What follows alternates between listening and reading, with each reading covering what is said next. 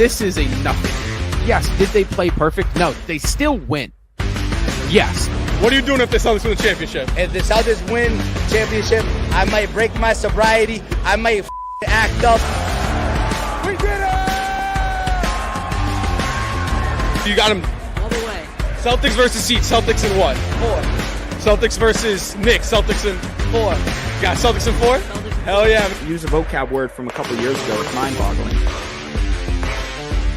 Let's go. What do you think tonight? You think I'm worried about the Warriors? I ain't worried about the Let's go, baby. 18, baby. Load up the boat. Why would you say that? Because I'm not. No, recently he's putting up games like.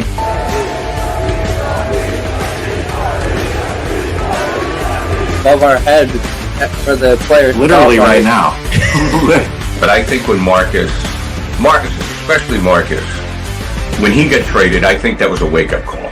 You think right now, Rob, it's still New York? I do. And when I think of the Celtics dynasty, honestly, one of the first names that comes to my mind is actually Brad Stevens.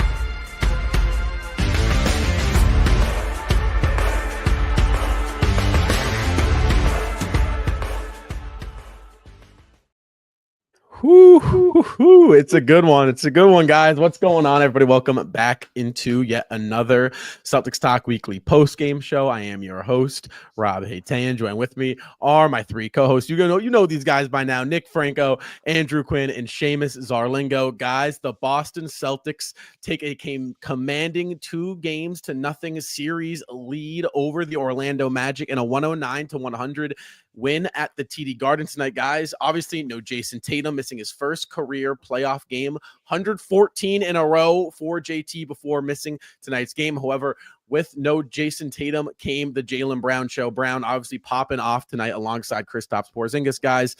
We're going to get into all that, all the individual play. You guys know the drill here. Our initial thoughts, reactions, takeaways from the Celtics picking up a Game 2 win.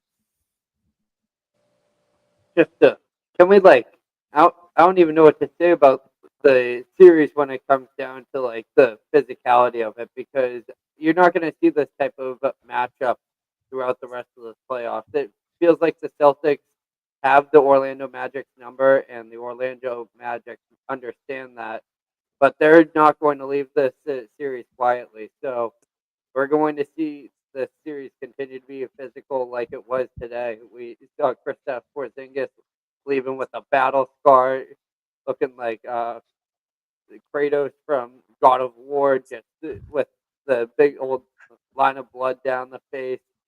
But the Celtics are not getting phased and getting tempted by any of this little brother type of basketball play that Orlando has been throwing out. It's a physical game, a lot of fouls, bringing the Celtics to the free throw line, and the Celtics aren't just feeding into it, and no Tatum, no problem tonight for the Celtics. Jaylen Brown was able to step up for the Celtics almost seamlessly.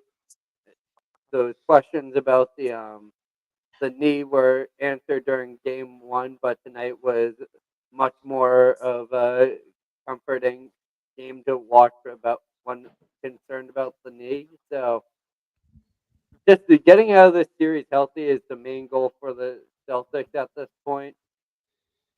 There's not much that the Celtics really needed to expand upon from the last game, and it was kind of the same game plan. Obviously, Orlando picked up the intensity a little bit, tried to up the tempo when during the game prior they were playing at their own pace of the game, but Orlando, if they fell off a boat, they couldn't hit water tonight throughout the first half of this game. So, and then during the fourth quarter, they were able to maintain and try to keep the Celtics on their toes. But that's just the quality control that we've talked about the Celtics team all season and praised them for.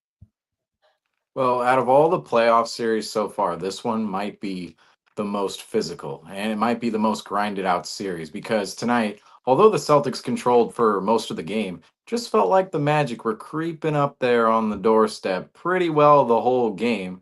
until the end when the Celtics kind of committed towards that sea of green just a little bit there in the fourth quarter. They were kind of toying around with an above a 10-point lead during some portions, and it was going back and forth. Celtics would grab a near double-digit lead, then it would be whittled down to 6, whittled down to 4 here and there. But the Orlando Magic, they just didn't have enough firepower to go up against the Celtics in this game. And it's what we've been talking about this entire series so far. It's only been one game, but we've talked about it ad nauseum. This Orlando Magic team is just putrid offensively, and they cannot push the pace and win a game against the Boston Celtics. They just cannot. And you saw the best moments of this game, and even in game one for the Celtics, was when the Celtics were aggressive in pushing the pace. And a huge player that had to do with that tonight was Jaylen Brown, 36 points on the night. We've been talking about his knee, but I mentioned it on the Celtics Nation Rise podcast earlier this morning with Andrew. You were on there. We were with Griffin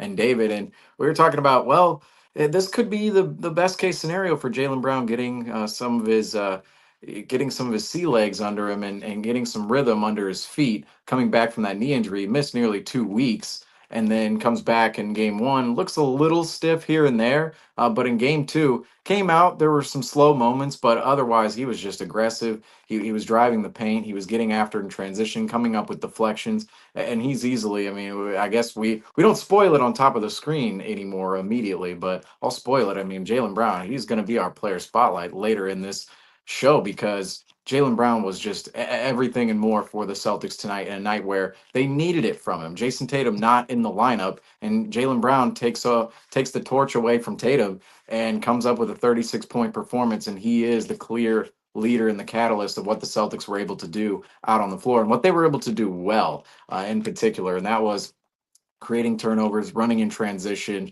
being aggressive. I mean, look at the aggression of the Celtics tonight and the physicality. They knew coming into tonight's game, and they knew coming into this series, this was going to be a physical series against the Orlando Magic. And the Orlando Magic were going to try to muck it up. Well, the Celtics came out tonight with the expectation of that and matched the physicality and even gave it back to the Magic in a lot of moments. Al Horford, he was revved up tonight. He was ready to go. He was playing to the crowd. He was a little frustrated with KCP there in the middle. I'm sure there's some game one remnants there between those two guys, but there was that hard rebound too. I believe it was right at maybe before halftime, if I'm not mistaken. Maybe it was after halftime. Not sure on which side of halftime it was, but Horford came up with that big rebound, and it was that felt like a moment in the game where things kind of swung towards the Celtics because the Magic, they were locked down on a possession, and KCP threw up a last minute shot, and it felt like the crowd. It's like, oh, if that shot goes in, oh, the Magic, they silence the crowd and they get something out of a possession where the Celtics just played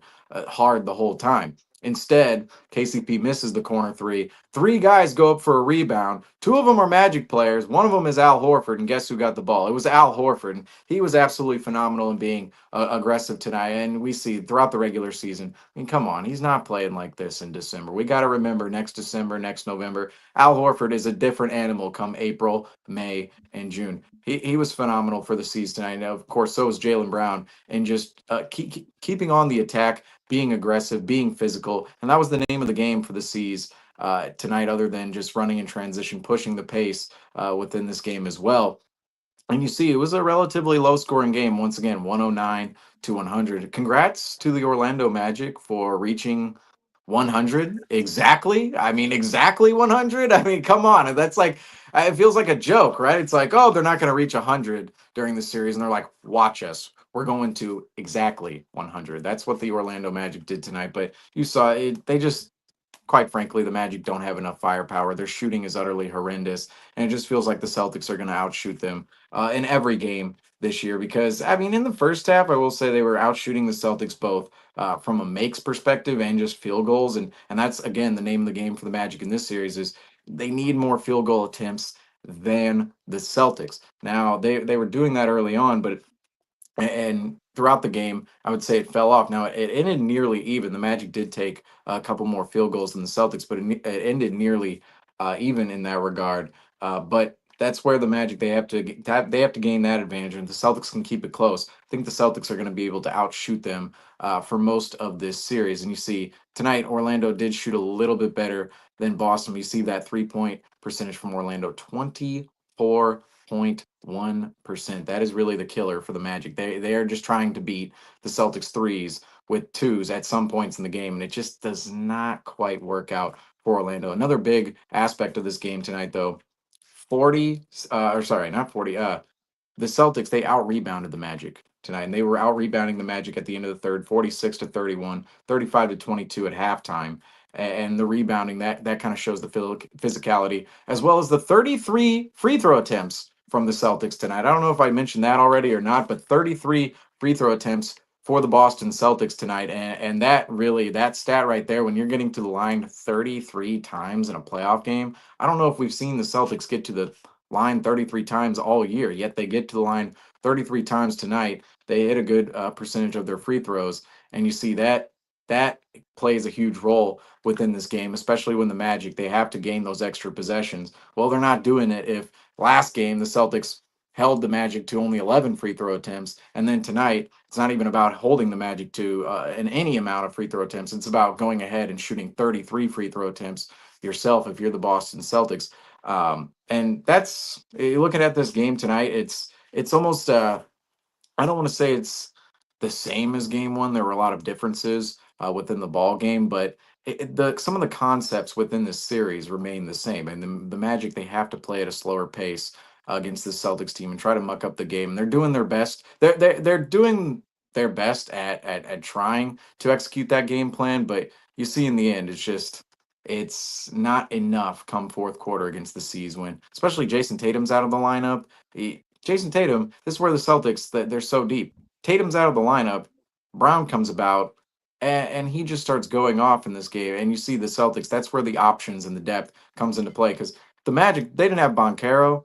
I mean, seriously, how many points would they put up out there? Would they be in the 70s? They be in the 80s? Because it's not only about Boncaro scoring the ball, it's about They'd be in the his lottery. creation out there.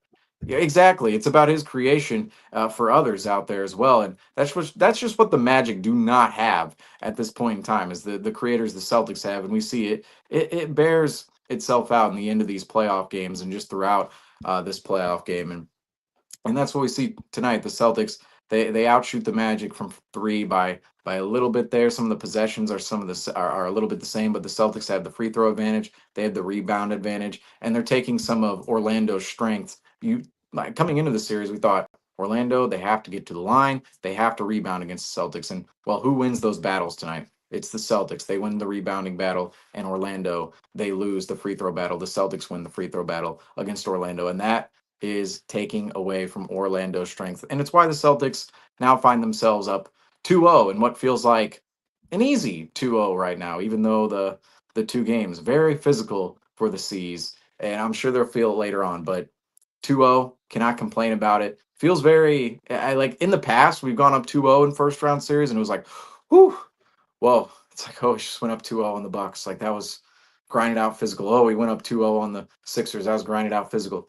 This series, I mean, it's physical, but it just doesn't feel like the Magic really have a shot at the Seas at any point in time. It's like they're playing from behind constantly, and I'm interested to see what it could look like on the road moving forward, because this Magic team, at what point are they going to kind of, they've given their best punches to the Celtics so far in games 1 and 2. Do they have an extra punch in game 3 or not? That's still to be foreseen. But as this series goes along, as the Celtics are beating the Magic as their game, you got to think there's going to be some morality that fades away in that Magic locker room at some point in time. The Celtics harboring a 2-0 lead, one game away from a 3-0, which is basically the death sentence for any NBA team in this particular spot. It would be the Orlando Magic. Yeah, I mean, I agree with everything that you covered, and I think one thing that stood out to me was the Celtics' ability to crash the offensive glass, to create second chance points for themselves, and they just gave them more opportunities on the offensive end, and it kind of allowed them to, maybe the Magic got up a couple more shots than them, but Boston was able to compete with the Magic by hitting the offensive glass and out rebounding them. And then from the Magic perspective, like, you're gonna, Paulo Banchero, Wagner, like, they're gonna get theirs, right? Because they hold such a high responsibility on the offensive end. But it's those bench guys that need to contribute for them, and they just don't have that firepower on the bench that to really make an impact. So it's just important to make sure that we continue to, we can contest Paulo Banchero, contest Franz Wagner, make their lives difficult. They played 43 minutes, So on the defensive end, it's a lot harder for them to contain guys and play good defense, So it's just, yeah, sure, the Magic can keep with us and kind of keep it close, but when it comes down to it, it's just going to be tough for them to finish out games considering the volume of playing time that these guys are taking on. And then also, I just want to say, like, it's getting a little scary, and I just want to get out of the series because these guys are being physical. And like we talked about it recently, we were over text, it's like these guys are going to do anything they can to scrape out a win. And as we see it, we're going to talk about it soon, but like guys are getting injured. So I just want us to make sure that we put these guys away in 4 so we can avoid any further injuries. Absolutely. There's a couple things that tell the whole story in my head. One of them being the rebounding that Seamus, you talked about. Famous quote from Bill Parcells, right? You are what your record says you are. Something we talked about here before the series even started was that Orlando and Boston kind of play a similar style of basketball, except Boston does it at a 60+ win rate and Orlando did it at a 44 win rate. And you're starting to see that. I mean, Boston's not necessarily doing anything out of the ordinary, right? They got out and ran a little bit tonight, which you see at spurts at times. It's very normal to see Boston go out and run. They did it again at times, and they extended the lead in the third quarter doing it. But for the most part, Boston was in their half-court offense, running the ball through White, Brown, and Porzingis and getting open shots, attacking the rim. That's nothing out of the ordinary. Boston just simply has more talent, and that's showing up in the shot distribution. I mean, look at Andrew, you nailed it, right? Wagner and Banchero are going to kind of get theirs, right? Their volume of shots are going to be so high this playoffs, and they're going to rely on them so much that they're going to walk into these 25, 30-point nights. I mean, Banchero led the Magic 25. Wagner then had 20. Outside of that, you didn't have a single guy reach over 10. You had KCP was the second high or third highest with 9 attempts, 1 of 9. You had Carter who had 8. You had Anthony Black who had 8, and you had Corey Joseph who had 6. On the Boston side of things, the most you got was Jaylen Brown who had 19. And then you had 14 from Porzingis, 14 from White, 10 from Horford, 11 from Pritchard, 9 from Holiday. So that right there tells you the story of the Celtics versus Magic, game. You didn't even have Jayson Tatum in the lineup, which, mind you, that's another 18 to 22 shots in the distribution category. Obviously, guys are going to get pumped up a little bit with him out of the lineup, but you got 6 guys taking the same amount of shots essentially as 2 guys on Orlando. And that's the difference right there. When you look at this matchup, it really is a 2 versus 6 offensively from the Orlando Magic side of things. They just do not have the offensive weaponry to keep up with Boston. And you're seeing that, and give them credit from a defensive standpoint. They are making life difficult on Boston. They are grinding out these possessions. They are keeping their man in front of them. Tonight, they did a pretty poor job at keeping Boston off the free throw line. Mind you, I will be completely honest. The officiating from both ends of tonight was terrible. I thought the refs just, played themselves too a big part of a game. And honestly, the whistle favored Boston tonight pretty clearly. And I'm okay with that, right? I'm not complaining about it. But from an Orlando Magic standpoint, it's tough when you are the aggressor and you don't have the whistle. It's going to backfire on you. But as a whole, I like what this series brings. And I know it's injury and it's scary, but this is the perfect type of first-round matchup Boston needs, because it's going to keep them engaged. It's going to keep them active. And Boston can't go to sleep and win these games. We've seen at times, 2023 against Atlanta was a prime example. Boston kind of went asleep. They lost 2 games they shouldn't have. And as a result, they still won the series, but habits creeped up and they fell asleep, and eventually it caught up to them at some point in the playoffs. This series, Boston needs to stay awake for, because if they don't stay awake for it, Orlando will pounce and Orlando will take a game or 2. And Boston knows that. And Boston's done a great job at staying focused, staying locked in. And again, a win tonight, in my opinion, anytime you can pick up a playoff win when your best player's not in the lineup, it's a really, really good win. So again, not flashy, not super great for the average fan to watch, even though game 1 was the most watched game. But it was a good win. And again, you're up 2-0 on the road with an opportunity to close out this series with a potential, 3-0 lead, with hopefully Tatum coming back to the lineup. It was a very stellar performance from the C's. But let's take a look at the lead tracker tonight, guys. And Seamus, you alluded to it. That Sea of Green came in really that third quarter, and I know it started in that second, but that third quarter was really the catalyst to the Celtics extending the lead against Orlando. Guys, what did you see out there from the C's post really first quarter, but more particularly in that third, where Boston yet again, they did it in game 1 and they did it yet again in game 2 tonight? What are they doing that third that stood out to you guys? Getting to the rim and also the shot distribution as well. It's been a real hard challenge for the Orlando Magic to stop every single player on this Boston Celtics roster, and it really shines through as the game continues moving forward. It happened in game 1, and it happened again in today's game with game 2.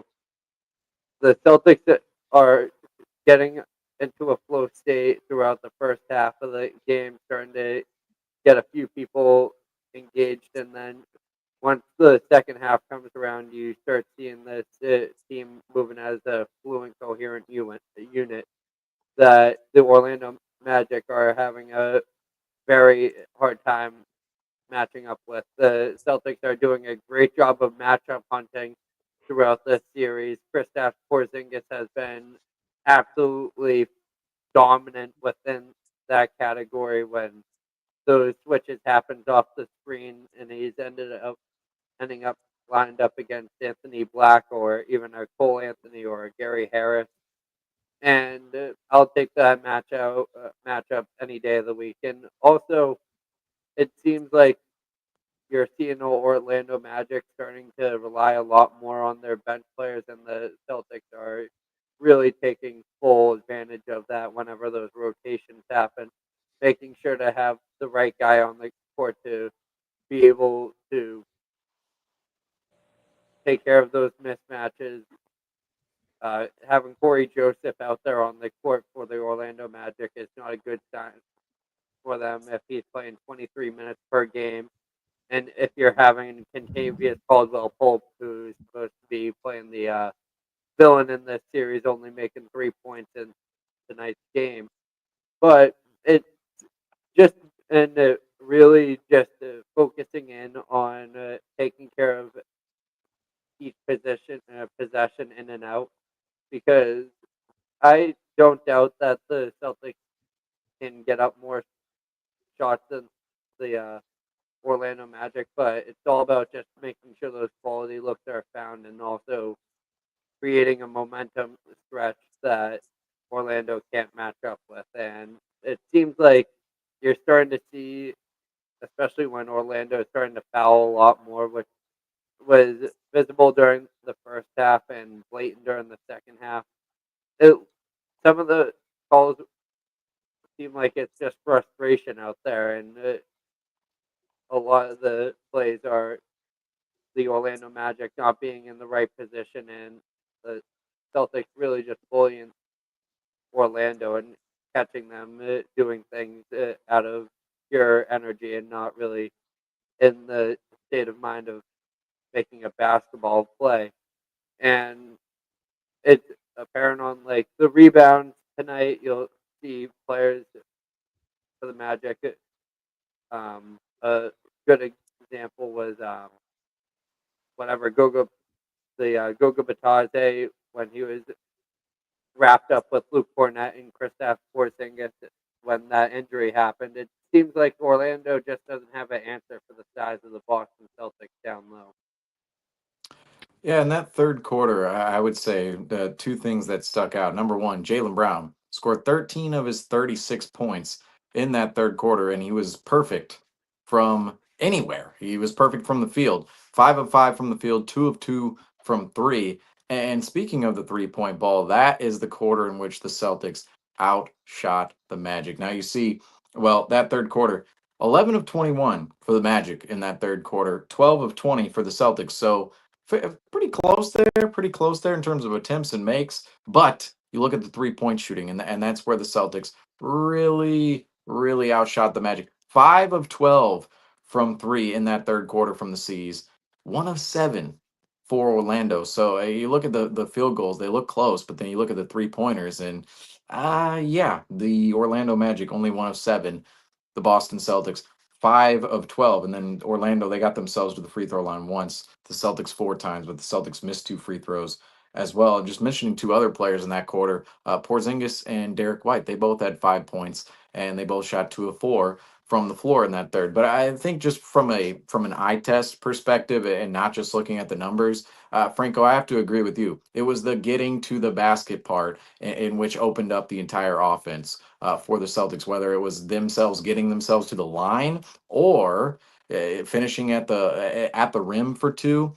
But even outside of that, the 3 ball, we know how important the dribble drive to the kick out 3 is for the Celtics offense. And that was a huge part of this game for the Celtics, is getting downhill, obviously getting themselves to the free throw line, but getting themselves some easy 2s at the bucket, as well as some easy 3s on the perimeter, when inevitably, if you have a Jaylen Brown driving to the hoop, he's drawing some of that help over. Then all of a sudden, guys like Derek White, Peyton Pritchard, Kristaps Porzingis, uh, Drew Holiday, all those guys are open on the perimeter. Sam Hauser, in some facet, those guys are going to be open elsewhere. And then you have some of the bigs too, Cornette, Porzingis, they're open for lobs down low and putback opportunities in those scenarios. But that's, if you look at the Celtics offense, that's what they need to do on a nightly basis, whether or not Jalen or Jayson Tatum is in the lineup or Jaylen Brown is running the show. They need to attack the basket with intent. They have to continuously do that every single series, every single game.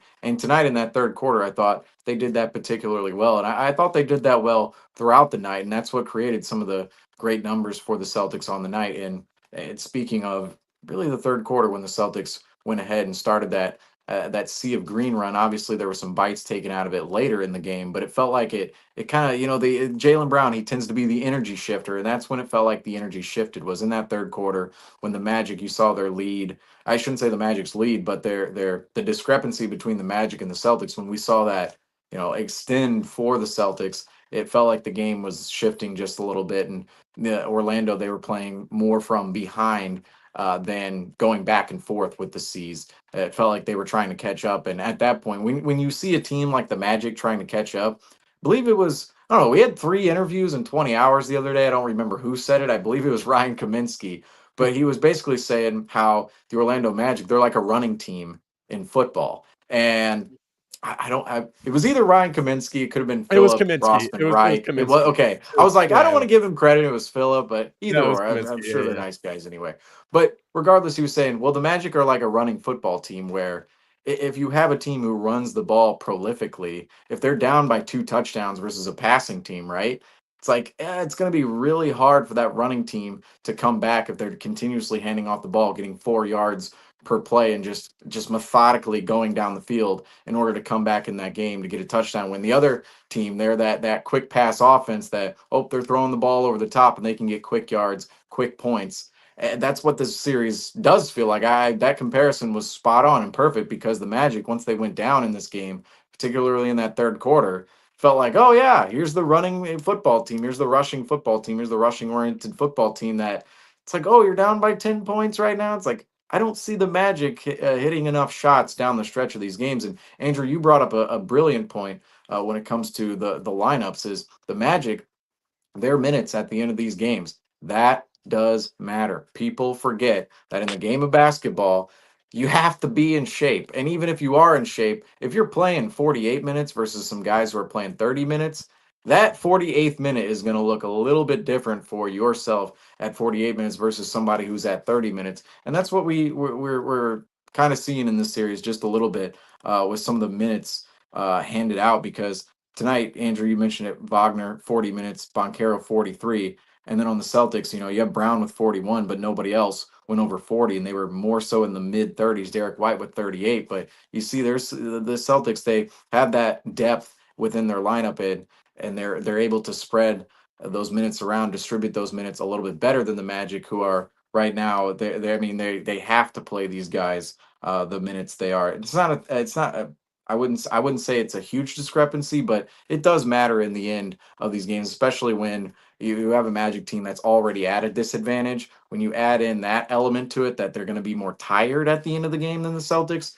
I mean, that result every time should flip over to the season. Now I just want to see it happen on the road because we did it at home, but now it's like this is a building we're going into, losing 4 straight in, and I want to see this transpire yet again in Game 3. And we all know if Game 3 the Celtics take that one, that one should be the toughest game of the series so far because the Magic they're basically fighting for their season in Game 3, and the Celtics they're going to be on the road in that one. We'll see if Jayson Tatum plays or not. Tonight's game, it's like I don't know if it gives anybody confidence that Tatum might not play Game 3 and we might be comfortable. Like I don't know if they look at it like that or if he's going to come back. Or obviously we talked a lot about Tatum earlier today, and we'll continuously talk about Tatum, but I'll have to see what happens moving into Game 3. But as for the third quarter tonight, the Celtics were on point, and it set the tone and the precedent for what we saw in that second half, which was again the sea of green. Yeah, I think you guys covered majority of it. I just say that, like we talked about again, I mean, it's tough. The Magic had majority of their scoring in the third come from Banchero and Wagner. I mean, that's all they had. And they had the other guys that really did not contribute. So that's obviously a big impact.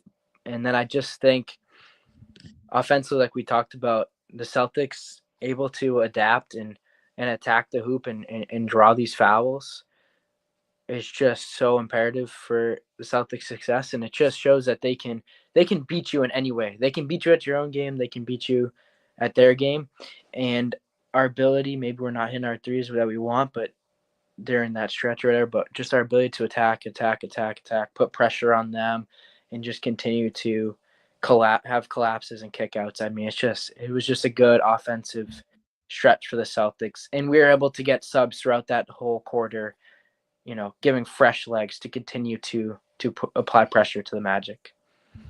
Right. I'm going to get away from the X's and O's real quick. And maybe this isn't the third quarter, but I saw it in the third quarter. If you were Orlando, I'm sorry. Stop giving Boston bulletin board material. I mean, just stop it. Like when you are, and I get it. And maybe on the flip side from the Orlando Magic side of things, they're really not trying to, right? But like, if you're the inferior team, stop getting these guys up to play. I mean, don't, right? I'll take it. But like when you're getting Boston's seventh man, Al Horford, up and active and going in a first round matchup, it's going to be hell for you. And you're looking at Orlando and Goga, that was accidental, right? But the KCP antics, you're just looking at it and you're thinking to yourself, like, you're doing this to yourself. Like you are getting you're getting the Garden crowd up and on their feet in a series that you could see the Boston crowd has a tendency in the first round to kind of be dormant, right? They don't really wake up until the second round, the third, like, and I'm looking at it and I'm thinking to myself, like, Orlando, what are you doing? Well, it just feels like you're shooting yourself in the foot by getting the Al Horfords and Peyton Pritchards and all these guys up and active and getting to play, because really your best shot here is Boston goes to sleep. And when Boston goes to sleep and you're Orlando, you guys are like, that's when you pounce. That's when you attack. And it was just a thought. I saw it in the third quarter when Kristaps, when he went down and the crowd gets into it. And then here comes Brown on the attack and Pritchard hits a couple threes and then White gets hot and Holiday gets to the rim, gets the N1. So it's just like you watch it and it transpires. And it's like, okay, in game one, crowd rallies behind Tatum, Celtics close it out, right? Game two, right, the KCP antics happen, and then Kristaps goes down and he starts, WWE, blood everywhere, UFC, Joe Mazzulla probably loving it. You saw the quote, and the crowd's up, and you're thinking to yourself, oh my, if you're Orlando, I mean, here you go. You got the Boston Celtics TD Garden up and on their feet, and you're the Orlando Magic. And it was just, in my opinion, I just thought it was just like, what are you doing, Orlando? Stop giving them bulletin board material. Is this a good time to bring up the Porzingis blood right now? Yeah. I mean, you know what? It's a really this good time. was great. This was a moment in the playoffs, all right? Like, how we all remember, like, oh, Marcus Smart turned his ankle and then went to the locker room and then came back and then we lost the game. It's like, well, this one is kind of the same. I mean, Porzingis, the way he was bleeding on the floor, I'm thinking, it's like one of those like WWE cuts where they razor blade themselves just in the right area to make them bleed a ton all over the ring. And it felt like that. Porzingis, you see here, he's Poor he cannot believe there's blood on him right now. Like, look, typically guys they look at their hands and they always look for blood, and everybody's like, you don't have any blood on you, you're good. And then Porzingis, he comes up and it's like, it's all red. It's all of it is red. And you see, he went back to the locker room, put the towel on his head. That right there. This is an all-time picture right there. You're gonna look back on this playoff run, and that's gonna be the picture. 100%. This one kind of reminds me like how does Porzingis? This is like his signature pick. Like he has one like this on opening night. He scored 30 points Against in his the Knicks. debut as a Celtic. Yep. Yeah, against the Knicks at MSG. It literally a photo that looks just like this. But you see Porzingis walking off the floor here. Yeah, it gives you a little bit more of an image there. A lot of blood here, a lot of blood. But then he came out like a World War I veteran. It's just this massive bandage on his head. I got to give shout outs to Joe Ingles, the original World War I veteran out there. And then you see this one from Daniel Donabedian right here on the Jumbotron. Porzingis, he was loving it. He was absolutely loving it. He didn't care. At this point, they had not put stitches into his head yet. Porzingis, 5 stitches. And we got to remind ourselves, Porzingis had a couple stitches in his nose a week and a half ago. I don't remember how many, but another 5 for his head. I want to say he probably has upwards of 10 stitches in his face right now from the last 2 weeks of basketball. But you see, he loved it. Well, he wasn't even patched up at this point. I mean, he was patched up, but he wasn't he wasn't sewed up at this time. And you see here this from the Celtics, and just another view of that bandage on Kristaps Porzingis's head. And this was just an all-time playoff moment, I gotta say. When it happened, when the blood started flowing, and then Porzingis was having fun, you realized it wasn't that serious. Yeah, a couple stitches here and there, but came back, hit the free throws, and then went back to the locker room. Definitely an all-time playoff moment there for Kristaps Porzingis in the Garden crowd. That one's gonna be one in like 2040. We're like, Porzingis, like 15 years ago with the blood. Like, oh yeah, I remember that one. But fun times because Porzingis, he's all right. He's all right. Right. There's always something with him. But let's hop into his running mate, Jaylen Brown tonight. Obviously, no Jayson Tatum. We talked a little bit about Brown. He's been a hot topic here. Is he 100%? Obviously, looks a little stiff at times. He's been up and down. Game 1 was not terrible by any means, but it wasn't, really what we were expecting. Between the two of them, honestly, Brown had the better game. He was a little bit more efficient than Tatum was. But then here comes Jaylen Brown in a game 2, against the Orlando Magic guys. So he is your SeatGeek player spotlight. Before, we talk about Jaylen Brown, I just want to give a quick shout out to the sponsor of the postgame show, SeatGeek. Guys, it's the playoffs, and there is no better time to catch the Boston Celtics live, no matter where you are. If they're on the road in Orlando, if they're in Boston, playing at the TD Garden, SeatGeek's got you covered for the best prices, guys. At checkout, use code Celtics Weekly for $20 off your first purchase. Again, Celtics Weekly, guys. Huge shout out to SeatGeek for sponsoring the postgame show. Let's talk about Jaylen Brown, the energy shifter. 36 points, 10 rebounds, 5 assists. He added a steal there. Very efficient, 12 of 19 from the floor, 5 of 6. 6 from beyond the arc. Guys, you look at Jaylen Brown tonight. This was, in my opinion, and I know you guys are going to agree, a much-needed Jaylen Brown performance. We wanted to see JB get back to that playoff riser that we know he has been. He's been dormant for the past month dealing with that knee. Is it safe to say that this Jaylen Brown we're going to be able to get this Jaylen Brown for at least the foreseeable future, or because play style wise, you see a little bit difference. Not, in my opinion, it wasn't a whole lot, but there is a little bit of difference. Is Brown, what do you think? Is it going to be a little bit more reliant on the 3-point shot, on the mid-range? Because he did his scoring in bunches in a lot of different ways. 5 threes, he got to the basket. You saw him throw down a dunk, which honestly I've been waiting to see because I don't feel like we've seen Jaylen Brown dunk now in some time. So he did that. And I was like, all right, there we go. He looked great, guys. What are your thoughts on JB?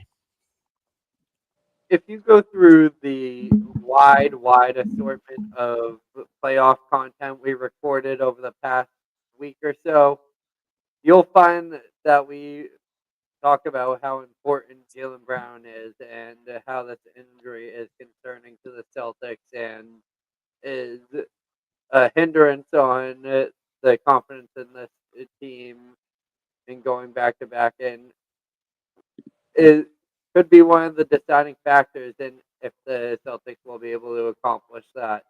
And tonight is the number one reason why you see Jaylen Brown able to step up huge for the Celtics.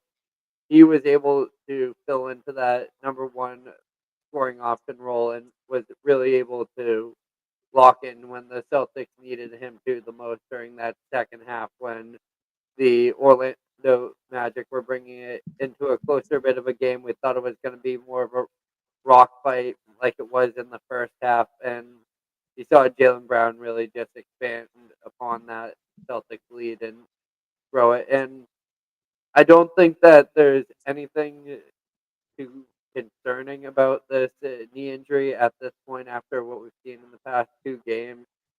Uh, I don't think it's affected his play too much. You'll see him play a little bit more conservative. I've seen him moving around a little bit less on the offensive side, off ball, and he's starting to really place himself in just an isolation position. And it still hasn't made him hesitate to take it to the rim as we saw tonight, and it doesn't hinder him from taking on isolation matchups against the weaker skilled defender. And that's exactly what the Celtics are going to need when Tatum's back in the lineup. And we don't know if that's going to be the next game or who. At this point, who knows if they try to rest him through the rest of the series? Just because we never want to make assumptions about injuries, especially when we're not getting the media report handed to us. So if Jason or if Jaylen Brown can continue this consistency, I don't think there's any concerns about his injury, and I think we'll see him return to that premier level of player that we saw in the Eastern Conference Finals and in the NBA Finals of last year's playoffs. I'm looking at, like I said, with this injury, it would have to be a. I feel like you would have to re-injure it again for this injury to really show again because I believe those injections that he gave him have been working miracles for him. But this week, obviously, we don't know how well that's going to hold up over time, but I expect it's the same mentality that Kristaps Porzingis carried last year, that he is going to be willing to die out on that court and is also going to just to be able to play through these types of injuries, and it just doesn't seem like it's phasing him. And we're still in our role as Boston media, making a story out of whatever we can. Well, Franco, you mentioned Jaylen Brown in there. Or Kristaps Porzingis rather, dying out there on the court for this team. We do have something here from Jaylen Brown. I'm about to pop up on screen that I think Celtics Nation is going to like this quote from Jaylen Brown after game 2 here. Here we go. Jaylen Brown, my first interview with Boston, I said I was going to go to war for this city, and I don't think nothing has changed. I would find that to be fairly accurate for Jaylen Brown, especially after tonight's game where, to me, Jaylen Brown in this contest tonight gave me the vibe. He's a little lumbering, just a little lumbering out there. Like he gives off that vibe, that type of play where a guy's kind of lumbering up and down the floor. It doesn't feel like Jaylen Brown is at the peak athletic state. It doesn't feel like he is at he's achieving the peak quickness of himself out there. He doesn't have that fast twitch right now, but what he does have is his physicality, his strength, his IQ, and his skill set. And we saw that all come out on display tonight for JB, because there were moments in this game where I felt like he just purely used his physicality in order to get his buckets. And it wasn't about I mean, I would say obviously some of the buckets he got in there. It was about athleticism. You know, that layup at the end where Grant Hill was comparing him to Dr. J. That certainly had the tag of athletic play on it. But there were some plays in there where Jaylen Brown, he was just relying on physicality in order to get his buckets, and less on the athleticism, the quickness, the burst. Regardless, we did see more of it tonight than we have seen in the last couple of weeks from Jaylen Brown, and this was this was the most ideal scenario for JB in this spot because we all know Jayson Tatum out of the lineup tonight. I mean, seriously, after game one of the playoffs, and we're already missing Tatum. Like, I feel like I'm freaking out about that more than the fan base right now because I mean, come on, like we can't make it through one game without our superstar missing his first playoff game ever. I mean, this is ridiculous. But regardless, turned into a positive for JB because in this spot, we're looking at JB to have a big game. We're saying, all right, well, guess what? Jayson Tatum's out of the lineup. Who's that second guy we always talk about and who's somebody who's kind of been underrated on the Celtics team this season? It's Jaylen Brown, and everybody knows it. Finals MVP from last year, conference finals MVP. You know he had to come out here and play well. And that's exactly what he did. He came out aggressive and 36 points on the night, 10 rebounds. That double notches that. 5 assists as well on the night. And then the shooting numbers. I mean, come on. 12 of 19 from the floor, 5 of 6 from 3. That is super, super efficient. I mean, that's nearly Kawhi Leonard level after what we saw the other night. Kawhi Leonard's not impressed with 12 of 19. I mean, he was just on fire last night or the other night, 2 nights ago. Well, Jaylen Brown, it felt like that kind of performance at certain moments where he just couldn't really miss a shot. And Rob, I love how you mentioned he was doing it in a multitude of ways. He was doing it from mid range. He shot a couple of threes. He was getting to the bucket, getting himself to the free throw line. Just an all around game for Jaylen Brown. Do I believe he's at 100% health? No, but I believe he's at a point where he's playing through whatever he has right now, and he's figured out how to play with it and where his advantages are on the basketball floor because I don't see him using his burst, his athleticism, his quickness, his verticality as much as we've seen in the past. But what I do notice is he's using his physicality a lot more in this spot right now, and tonight and even in game one, he almost looks like at times he almost looks like a 2000s player, the way he posts up or the way he gets the ball, the way he kind of goes about it. Obviously, it's a completely different game now than it used to be in that regard, but there are some shades of that within Jaylen Brown's game right now, just because I believe he has to play that way because he can't quite always rely on that athleticism and that burst because of that knee. Regardless, he had a performance we needed to see out of Jaylen Brown in order to boost our confidence in him. After tonight's game, I'm thinking, well, Jaylen Brown, that knee, I'm definitely not worrying about it as much after tonight's game as, say, the other night against the Orlando Magic. And there's going to be more data points put up on the board. We'll have to see if Jaylen Brown is the focal point yet again in game 3. If so, we're going to be looking at him again to be that guy for the Celtics. And we'll see what the results are there. But again, we'll have to see the status of Tatum before that point. But considering Tatum's absence tonight, Jaylen Brown, this was a perfect game for him. 12 of 19, 36 points, 13 points in that third quarter. And that was the biggest moment of the game where the Celtics ran ahead of the Magic and Jaylen Brown was the catalyst of it. And this is the kind of luxuries the Celtics have is you have one superstar go down. Well, there's another superstar in waiting, just ready to score nearly 40 points on the night and ready to take the game over. And that's exactly what Jaylen Brown did tonight. Yeah, I think when you talked about, how Jaylen Brown has kind of had to, maybe kind of shift his game a little and play into have more patience on the offensive end because he can't move as fast, doesn't have as quick a burst. I think that's important to note because, we have all these players. I mean, whether it's Luka Doncic, LeBron, Tatum, they have that pace to them where they can move at different speeds and can find themselves slowing down the game and letting the game come to them. Brown had 5 assists, second most on the team. Like his ability to create, maybe that does come from slowing down, seeing the doubles, and not moving as fast because he has that athleticism to him. So I think that is important to note. And then, just efficiently, he has 10 rebounds too. Like it just shows, like you said, he's willing to go to war with us, and he's willing to do anything he can to give us a win. And getting offensive rebounds, stepping it up on the offensive end, scoring 36 points. You can just tell that Jaylen Brown is locked in and ready to take advantage of the moment, but also step up in any area that we need. Without a doubt. Tonight, I loved it. I loved every second of it. He was great. This is the finals MVP, exactly what we saw tonight. I expect nothing less out of JB. That doesn't matter Tatum in or out of the lineup. These are the performances Jaylen Brown does, right? This is how good this guy is. And tonight, with no Tatum, the responsibility just falls a little bit more on his shoulders. And he answered the call, and he was phenomenal.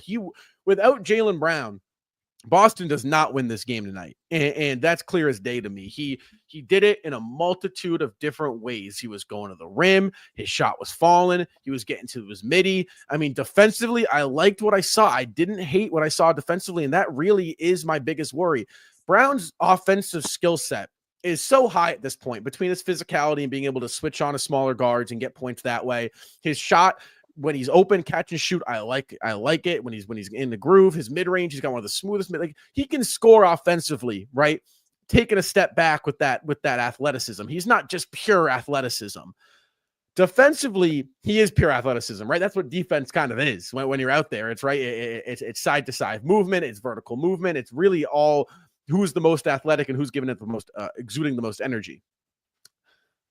I liked what I saw. He picked up Paolo a good amount. I thought Paolo had a couple tough shots on him, but from an energy standpoint, this injury is not holding him back. And that, to me, is all that is needed with Jaylen Brown. He will find a way to get buckets, right? I say this, I'm a broken record. If there's two guys I'm not worried about on the Boston Celtics in the NBA playoffs, it's Jaylen Brown and Jayson Tatum. I do not worry about those two. They are going to come up when we need them to. Tonight, we needed Brown pretty desperately, and he showed up and he delivered. And in my opinion, probably one of his best playoff performances we've seen out of Jaylen Brown. I mean, I can't remember. I mean, 36, 10, and 5 on 12 of 9. Like, that's not just that's the status Brown is. That's a hell of a night. And he did that casually in the second game of the NBA playoffs. And it's like, oh, yeah, there's Jaylen. And to me, that's what's so important. And that's what's so special about this team. No other team, you can really get that when your best player goes out of the lineup, to have your second guy just step in and it to be so natural. I mean, it's huge, guys.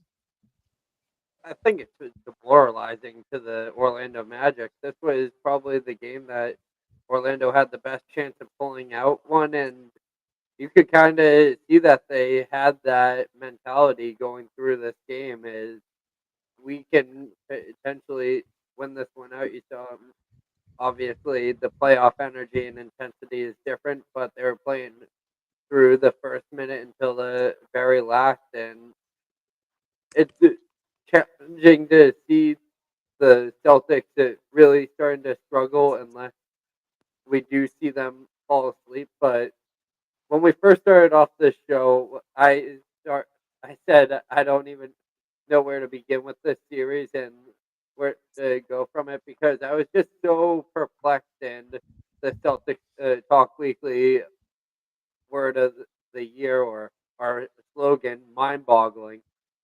I don't know why the Orlando Magic feel the need to poke the bear in this series, and it's like, what are you doing? You're not benefiting yourself.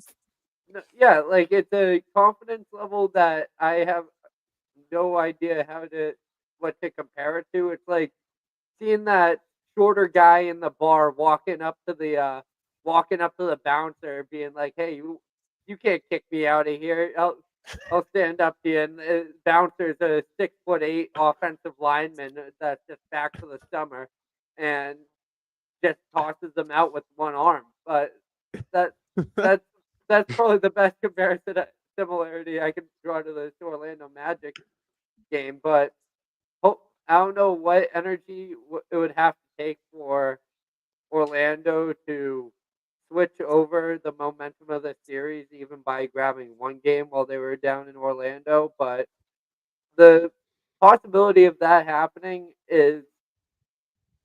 doesn't seem very high, because it seems like they have the Celtics team up and ready to go. And in the Celtics' best interest, it is their best interest to get out of this series as quick as they can, not only to save their energy, but just to avoid these physical battles that they're going to continue to put forth against us. Well, this seems like a classic. Like, when you're losing, it's like, don't really care about basketball anymore. Aim for the knees. It's Right. like the It's like care LeBron about quote. It's just violence. basketball. It's just basketball. Is that where Orlando's at? This is where Orlando's at the point where it's like, all right, it's going to be half basketball, half UFC in Game 3. I think that's where, because even the Goga play, like I'm going to talk about that for a second.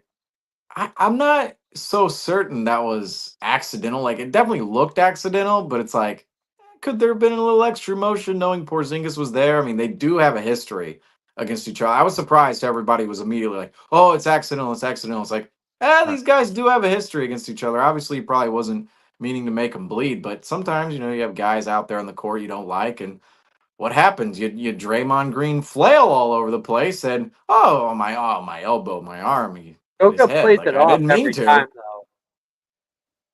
What was that, Franco? He plays it off every time like it's an accident, and it's like, fool me one time, shame on you. Fool me twice.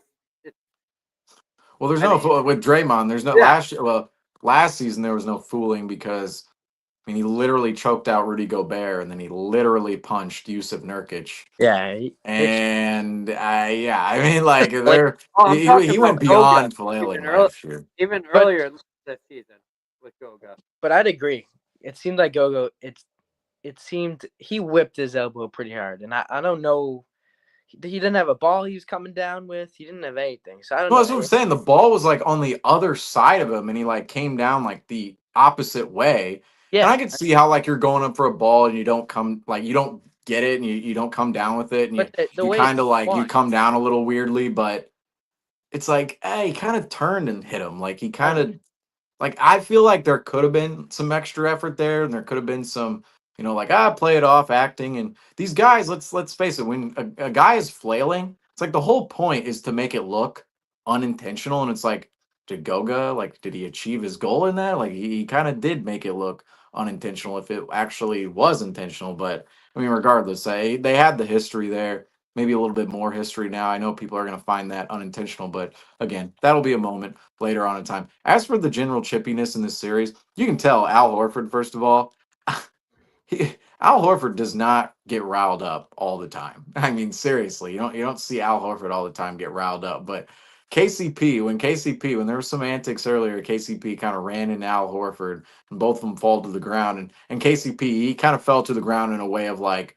brother and sister, and one hits the other, and it's like, oh, I'm hurt, and then the other one's like, oh, I'm hurt too. It's like that's what KCP was doing. It's like, oh, I'm on the ground too, guys. Like I tripped too, and it was like, no, he caused that play. And Al Horford, he got up immediately, and there are just moments in these playoff games where you just kind of like it's like, oh, this feels like a moment. Like obviously the Porzingis blood injury and all that goes down, and then that Horford hard rebound. It felt like, oh, if the Magic, if they make a three on that possession, it's like, the game kind of swings around. Instead, Horford gets that tough rebound, outlets the passes to I don't remember who he was passing to in transition, but they ran it up the floor. I think it was Holiday, maybe, could have been White, but they ran up the floor, and Kristaps Porzingis had a wide open layup on the other end in which he thought he got fouled on. But that's a 5-point swing right there in the game, and that felt like a moment. And the Horford KCP little.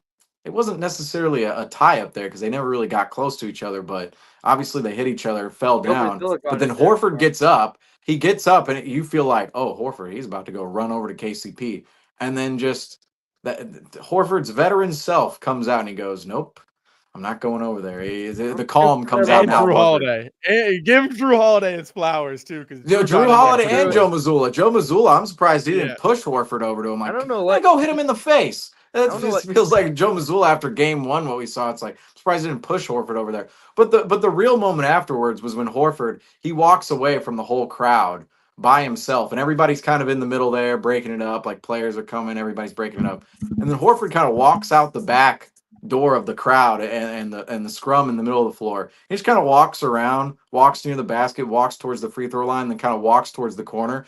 And you literally see like the entirety of that corner of the Garden just stand up, and they're all looking at Horford, and you can tell they're just shouting things at him. They're clapping at him. And that just felt like a moment where Horford, he's just standing there in front of everybody. And it feels like he's on a stage with a spotlight. It was just him at the end of the court there in the corner. And it just felt like the whole Garden on that side of the floor was just standing up, applauding Horford, shouting things at him. And that felt like a playoff moment right there. It's like, oh, here comes the playoff chippiness. You think Al Horford's going to go beat up KCP. Everybody gets split up. And then Al Horford goes to the corner and then gets just this amazing ovation from the Garden crowd on that side. I mean, it was probably the whole arena, but you could see everybody on that side was particularly standing up, looking at him.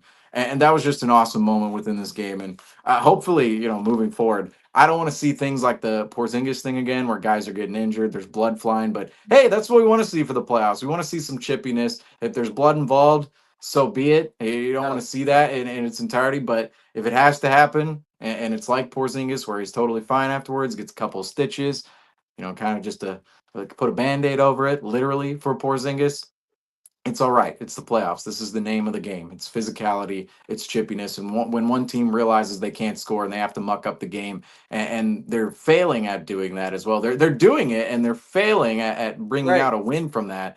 That's when things can get a little over the top, because if you have a real physical team playing real physical basketball, and they're starting, the nerves are starting to get to them from the standpoint of failure, that's when we can see things like we saw tonight, whether that Goga foul was unintentional or not, and that KCP running with Al Horford. I think we're gonna see more of that in Game 3, and I really think Game 3. It's like the Magic are fighting for their season, and I'm waiting to see what kind of antics come out in that game, because those guys down in Orlando, they're gonna come out swinging. I mean, literally or figuratively, they're gonna come out swinging, because you could see there was that uptick tonight in the between the two teams, the animosity. There was definitely that uptick, and that's what we love to see in these playoff series, is the uptick in aggression, to the point where there are little scuffles here and there. So the chippiness certainly something on display in this series, and I guess we had, yeah, I mean, I think playoffs have been pretty good for chippiness. The other day, Jamal Murray. So Jamal Murray gets shoved by Norman Powell. Norman Powell goes and runs and gets the ball. And then Jamal Murray literally runs over to Norman Powell. And the way you can see it form, you're like, oh, I like anybody who's played basketball before and been frustrated. Right. If you've been frustrated on the basketball floor before, it's like, exactly the mentality of Like Jamal something Murray just in that takes moment. over. Something just takes over you, and you're just like, dude, I'm pissed off right now. I'm not gonna hurt. I'm not gonna necessarily hurt him, but I'm being a little more physical. It's like you're gonna touch him up. That's what they say on TNT. You're gonna touch him up. Like Jamal Murray just goes over there and lifts Norman Powell off the ground, and while he's doing it, he's like doing one of the. He's like, I'm not even touching him. I'm not. And meanwhile, he's like lifting him off the ground. But it's like everybody's seen that in basketball, where it's like, you're being physical with somebody else, and maybe you're defending him and you just do not care about fouling him or doing anything to him, or you're going up for a rebound, and instead of going for the rebound, you just go for the guy's chest or the guy's stomach. And that's kind of what these playoffs so far have brought, not only in this series, but just the entirety of the playoffs. And this is why this is some of the best basketball of the year. You have guys playing in and out every other night. And you do have that animosity that forms over time, to the point where this is where rivalries are formed in the NBA playoffs. Earlier in the season, I was talking about rivalries in an article, and the only way I considered two teams a rival was they had to have played in multiple playoff series this decade, or in another decade, or whatever decade I was looking at. And all the rivalries you come up with, it's like, yeah, all the moments that you remember, they happen in the playoffs. And that's what we're seeing. That's what we saw tonight in Boston on the Garden floor, and what we're seeing in these 2025 NBA playoffs as a whole. You just can't feed the Celtics feed into it. It oh, like what my parents always told me: be the bigger man, walk away, don't feed into their antics. Because instead of the Magic kind of seem like, instead of the only way they can win this series is if the Celtics fall asleep. Now it's if the Celtics start to feed into their bullshit. Agreed. If one of the Celtics decide, if Lord forbid, KCP or Al Horford start to get tangled up again in Game 3, or Goga Batase has a rough foul in the paint, last thing we need is Jaylen Brown getting suspended or anything of that sort. We don't need any technicals to stack up during this playoff run because we don't know what's going to happen in the next series. Just continue to almost walk feels like- away and pay no right. mind. But it almost feels like it's not even like Boston's just like go away, right? Like some of those Miami series, right? Like you can tell like Boston's like Boston's like they want it, right? They don't. There's bad blood, but it almost feels like Miami was Orlando's doing something trying about it. right, but Like, it almost feels Miami like had Orlando's results trying behind to muck up a game, right? And again, I have a lot of respect towards Orlando and the concept of mucking up a playoff game, right? Like it's the playoffs. You got to find a way to win. If you're going to muck, obviously you don't want to see anybody get injured. If you got to find a way to muck up a game, right? If that's your way to win, then so be it. It's going to be a rock fight. But it's almost like Boston sitting there and they're like, are you seriously doing this right now? Like you really want to it's like, it's funny because Miami could always back up those punches, right? Whether it's Caleb Martin or there's Jimmy Butler getting in the face of Grant or Gabe Vincent or like Bam out of body, like countless moments, like Seamus was talking about with those Heat series. But it's like Orlando, it's like they're trying to start something that one, Boston doesn't care for, and two, you can't back it up. Like Miami would be up 20, right, beating down on Boston, and they're doing it. And in Orlando, it's like you're down 0-2. I don't see it. It's like I respect it. You're talking trash. You're mucking up the game when you're losing. It's like, okay, awesome. But it's like, you're not fooling anybody, right? And you're definitely not fooling the Boston Celtics locker room if that's what you're trying to do. And you're not fooling us. So I get a kick out of it. I mean, all it does is impact. I mean, obviously they want to muck up games, but when it comes down to it, it really does impact them from a offensive perspective, defense perspective anyways, because they're just distracting themselves from the game itself and really what it takes to win a game. And they're so focused on, creating chaos and fouling that they're not even, playing winning basketball. And you're getting Boston up. You're getting Boston up. What's so funny about this too is literally this used to be the Celtics. Literally, like I'm thinking, like Rob, how you see it right now, like, oh, just go away from us, like get away, like what are you trying to do? Yeah, that used to be like the Cavs, like the 2017 or 20, like we'd be facing in the conference finals or 2016, or let's see, we faced the Cavs 2015 and 2017, and then obviously 2018. 2018 we were more on their level, but specifically talking about 15 and 17, it's like those Celtics teams were way below the Cavs. I mean, you look at those two playoff series, the Cavs were 8-1 against the Celtics. But, of course, Marcus Smart, Jay Crowder, Avery Bradley, Kelly Olynyk, Isaiah Thomas, Kelly Olynyk. Yes, Kelly Olynyk. They showed a stat earlier. I'm sure, Seamus, you have it ready, but last time Tatum sat out, that was the starting lineup. Jay Crowder, Avery Bradley, Marcus Smart, Kelly Olynyk, and Al Horford. How far we've come, man.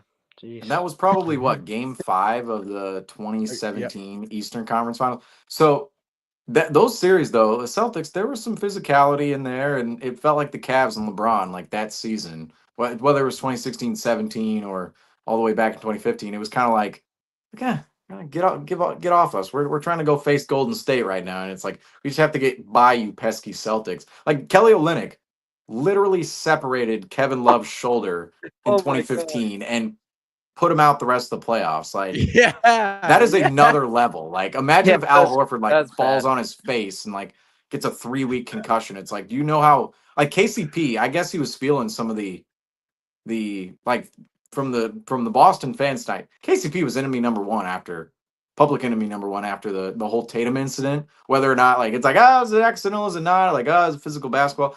People don't. The Boston fans, the irrational fans, who cares? KCP, public enemy number one. Who cares if it was intentional or not? He hit Tatum. I love Tatum. KCP, I hit my guy. I love. It's like, I hate you now. And KCP, he comes out, shoots 1 of 9 tonight. But yeah, I mean, if there would have been something more serious with Al, like that Kevin Love situation, like, can you imagine, like, if there was a Game 5 coming back to the Garden? Oh, the Bucks would need extra security rolling in for the Orlando Magic. We're already getting into this, and this is the first round. It's like we might have a series against Cleveland. This might New be York, the most Detroit, physical maybe. round. And that's like, I don't know if it's going to get more physical than this. Yeah, and you already said it too, but it's like it's like training like it's like having a hard practice. So you're more prepared Right. for a game. That's so disrespectful though. In some ways it's true though. In some ways it's No, true. it is totally true. I mean, you It's like have to look at it like and they're that. preparing the Celtics to play in different ways that they may play against another team, and they're just kind of Right. building the defense intensity, the second chance Right. points, those intangibles. They're just building that up for the Celtics to know that they have that in their arsenal to continue to go throughout the play. The only comparable defense in the league to the Orlando Magic, the Oklahoma City Thunder. So it's Right. like, yeah, maybe Well, a little precursor. It's like might not face another good defense until maybe the Thunder later on down the road. And Right. at that point, it's like, we saw the Magic round one. We already know what this is. And then it's like, how do we stop your offense now? How do we play it's defense a whole ourselves? different beast. Right. But like, no, like you're right. Like that is like, you don't want the first series of physicality to show up, be the NBA finals. So if you get there, or be the Eastern Conference finals, right? Where it's like, oh, well, hold on. We just had a month and a half of like kind of walking through like non-physical. And that's why Miami was so good for them last year, because it was like, from a physicality standpoint, it kept them up. And then, but like, it also, those games were tough. But it was like, it was a mental like roadblock that they finally kind of got over. But this one, it's like, okay, like Detroit's tied 1-1 with New York. That was a series I did not think would be a tied series through two. You might see a Detroit team that's physical, and then Cleveland's a different story. But it's like, you're so right, Andrew, where it from a physicality standpoint, this is really good that Boston's not seeing this for the first time against a team like Oklahoma City, Seamus, you mentioned, that's got the tools to do everything, right? Where and then, like, oh, my bad. And then also it just shows that like offensively our weak points, like what do we need to improve on come next series, because no team is perfect, and Joe Mazzulla knows that, and he knows that there's always something that we can improve upon. So the Magic are maybe exploring something that maybe we need to work on, and we're going to attack that and move on come playoff time. Right. No, it's a very, very good point. This series is, and again, it's like, we sit here in, we call it practice, this, that, but like we say in the sense of which we have the expectation that we're going to get out of the series, right? I would be very shocked now if Orlando comes out and beats the Celtics 4 times in the next, 5 games, right? Very unlikely.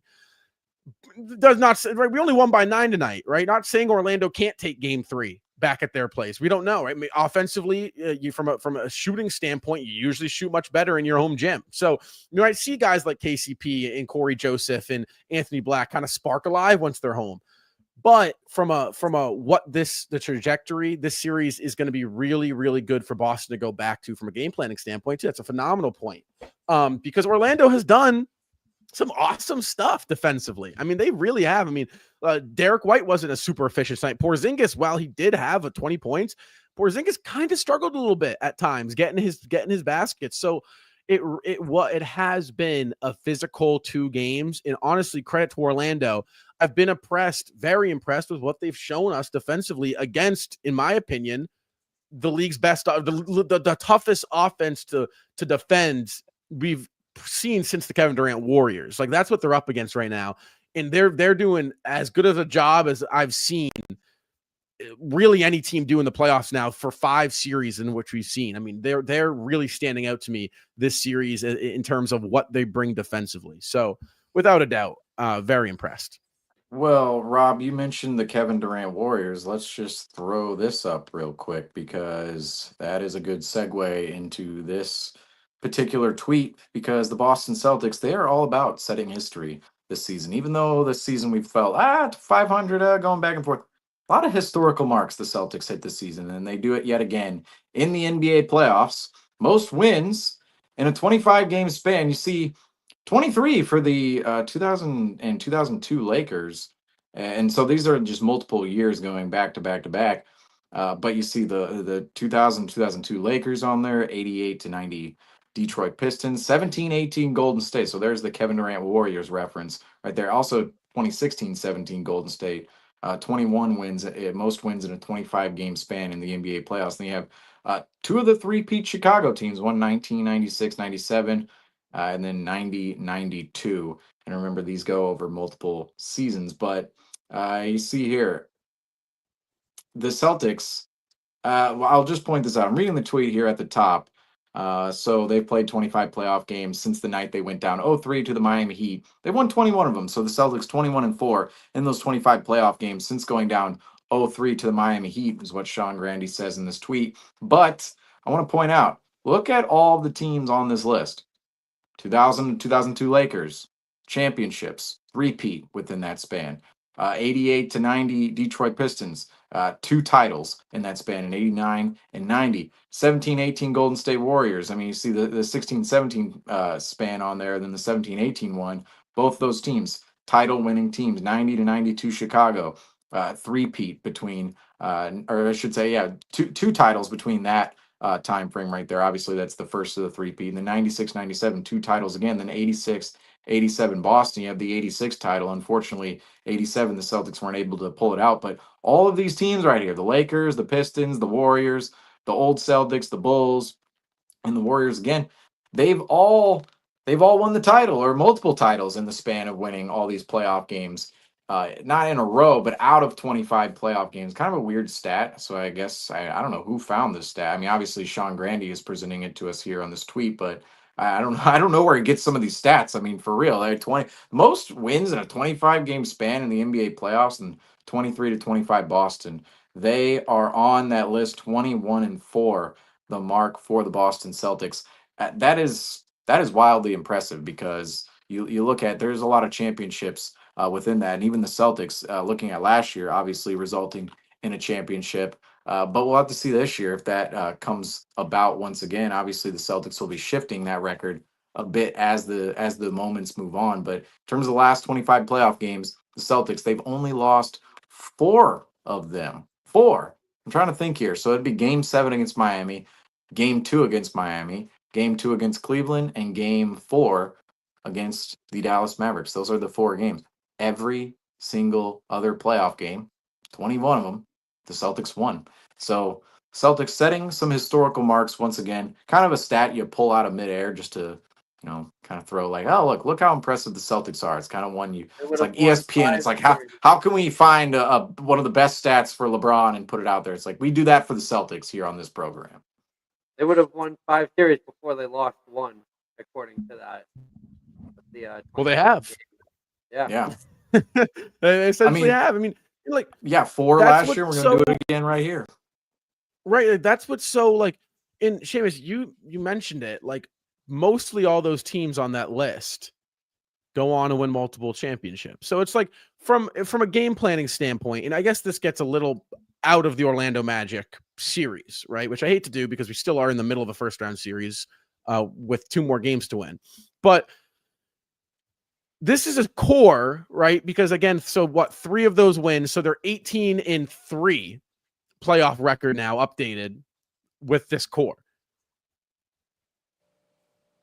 18-3. Like so you mean to tell me they won 18 games before they've even lost a series yet, right? Like, just in terms of tallying all the losses up, right? Like, so it's like that's what you're working with here. Like, this team has essentially, they have won, like, a team collectively, every team to play the Boston Celtics in the NBA playoffs, if you put all of them together, they have yet to beat the Celtics in a series.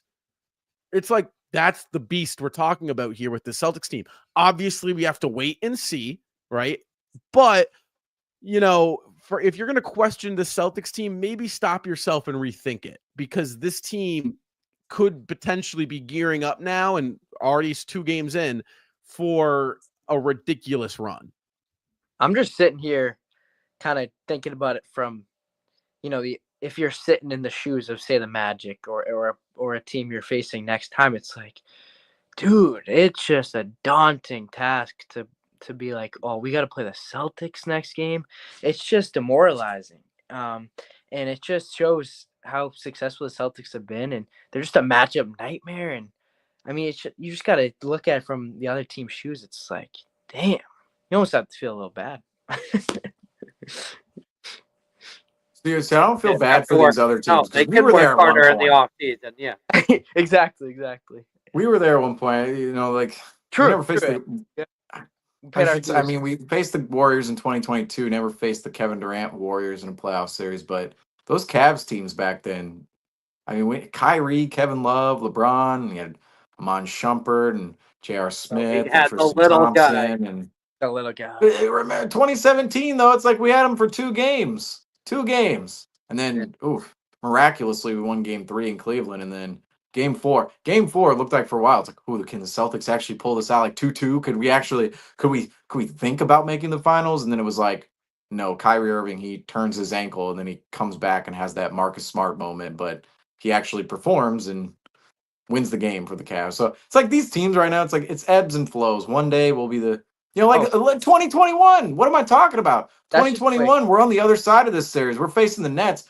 We're the 7th seed in that series. And it's seriously like that is the lowest point so far in the decade for the Celtics, is that Nets series, because games 1 and 2 in Brooklyn were just laughable. It was like, Evan Fournier and Kemba Walker and Robert Williams. Like, outside of maybe Fournier, obviously some of these guys had some good moments with the C's, but that Nets series, we didn't have defensive matchups for anybody of the Nets threat us. So I mean, KD, Kyrie, Harden. That was the one rare moment where they're actually healthy altogether. Is just throughout that Celtics series. It's like, oh yeah, you're missing Kyrie and Harden or KD any other time, but for those 5 games against the C's, it's like, yeah, okay, we're we have all these guys healthy, and you had Joe Harris on that roster too, who eventually fell off the cliff, but he's your 3-point king in the league at one point in time. Right. Yeah, and we've been on the other side of this before. That Nets series, a perfect example. Is just that I know, like the Orlando Magic against the Boston Celtics, whether it's in the locker room, whether it's the fans, the media, whoever. It's like we already know how they feel. Like we felt this in 2021 against the Brooklyn Nets, 100%. The talent the Celtics bring out to the floor and just the hopelessness they bring within the soul of the other team. Like, you cannot guard us. And like, just think about tonight. Jayson Tatum misses tonight's game, first playoff game of his entire career. Jaylen Brown steps up like Jayson Tatum never left. It's like, are you serious?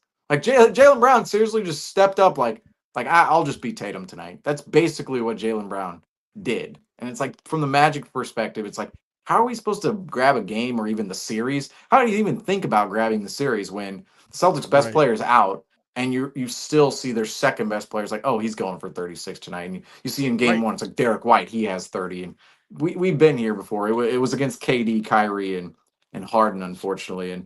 But hey, Milwaukee Bucks. The one time we wanted the Milwaukee Bucks to win, they came through in that second round. Thank goodness. I'll say that right now.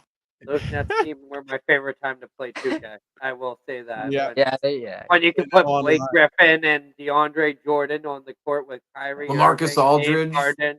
Yeah, that was just like such a who's and like final retirement tour. Reminded me of the Tampa Bay Bucks. Bruce Brown. I forgot Bruce Brown was on that team. Totally forgot him. Shout out Bruce Brown. He's from my hometown. Oh, nice. He went to I was going to say New England guy. Yeah, he went to school in Wakefield for a couple of years. Some New England ties. Well, I want to talk about another player that's kind of unlocked here as, another one of those guys that can go off. And Peyton Pritchard, and Franco's got this big old smile on his face because he knows exactly what's coming up. He knows exactly what's about to happen. He knows exactly what's about to be played. So what before we get into Pritchard, I'm gonna do Franco a deed here, because he deserves his flowers on this one. This is a flashback to the Abu Dhabi. Is this the Abu Dhabi games? Abu Dhabi game 2. Game 2 in Abu Dhabi. Yes. We were covering that game at 10 a.m. on October 4th. Yes. So he's got receipts. So here's a little flashback, a little 2-minute flashback on a conversation that was had during the Abu Dhabi games. Back, you're not going to see too much different from this team, but what are you looking for, or what did Peyton Pritchard show you tonight that you're kind of getting excited about? I am absolutely thrilled with what we're going to get from Peyton Pritchard off the bench. I think what he is going to bring to the table, as what Randy said earlier in our group chat, was 6th man of the year. That's a solid debate before the season begins. I think we could bring that on over to another episode, but I will also want to quote the X-Man.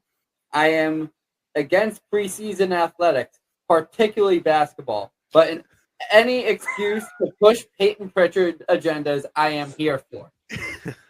And Oh, man. that he is speaking for the entire Celtics Talk Weekly team when he says that.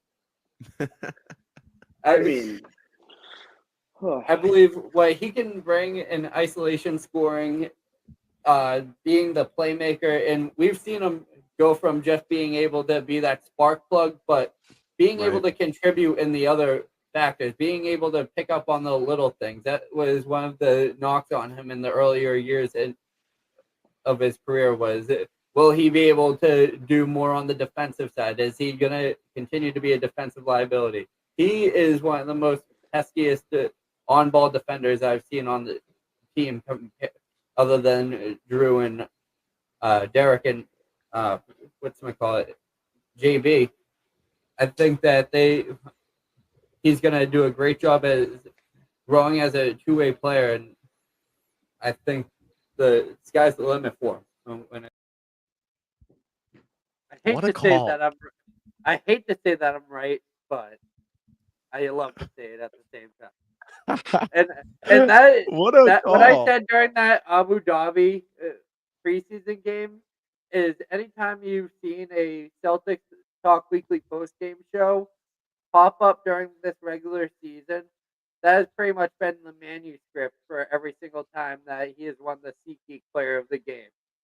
The versatility, the ability to score as an isolation player, and that earned him his reward and the right to be named the sixth man of the year.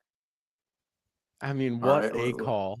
Literally, I mean, come on. After looking at that video right there, I mean, let's just pop up. It came to fruition, folks. Came to fruition. Sixth man of the year, Peyton Pritchard. Congratulations to Pacific Coast P. To so many nicknames with the ending letter P of Peyton Pritchard. Playoff P, preseason P, the Pritch please. He's got goes to the South. He's Preacher P. That's he's so many P's. And he's Sixth Man of the Year award. First of all, can we get better trophies? Like, why are we giving him a flower vase for this thing? Hey, I'm all for it. Like, hey, they used to not. I don't know. Like, remember they used to have the trophies. It looks like the Justin Flowers Award from earlier this season. Yeah, that's ridiculous. It does. Justin's flower vase. That's what you get at the end of the year when you win Sixth Man of the Year. Justin's flower vase.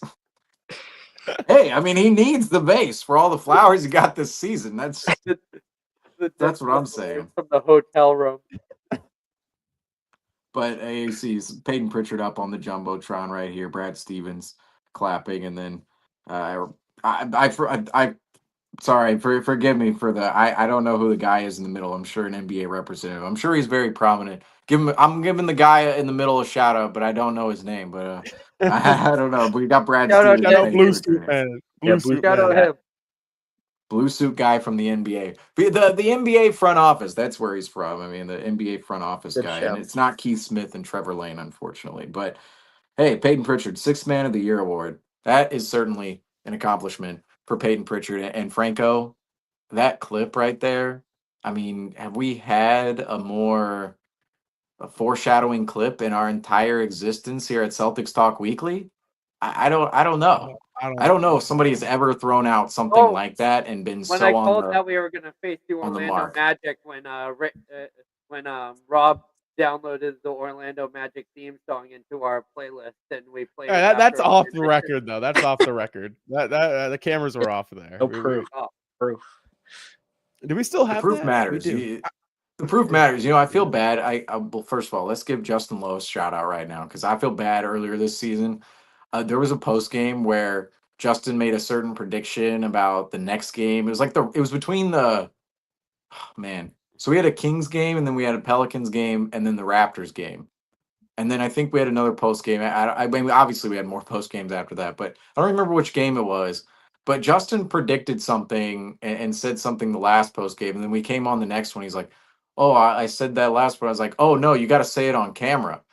And we're all like, we're literally all like, we're razzing him in that moment, like, "Hey, you got to say it on camera." And then I went back and looked at the last post game before that one.